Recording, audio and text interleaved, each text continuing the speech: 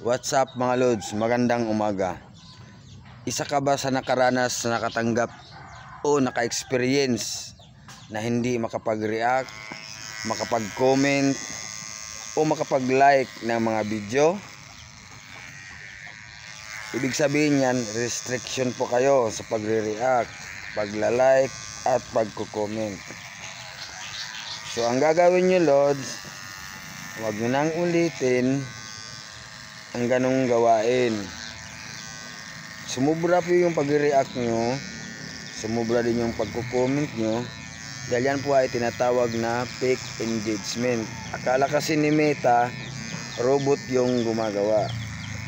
Pag na-detect yan magkakaroon kayo ng restriction. Hindi kayo makapag-react, hindi rin kayo makapag-comment, o hindi kayo makapag-upload. Lalo na sa mga gumagawa ng follow to follow, alam nyo, fake engagement yan. So iwasan yung gumawa ng mga ganyang proseso sa Facebook kung gusto nyo na hindi magkaroon ng restriction. Diba?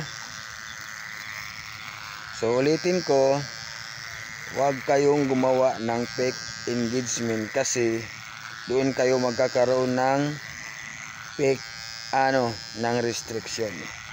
So ibahagi nyo lang guys, no, itong na-share ko sa inyo na mga para malaman ng iba na iwasan talaga yung follow to follow, sumubra yung pagre-react at pagko-comment.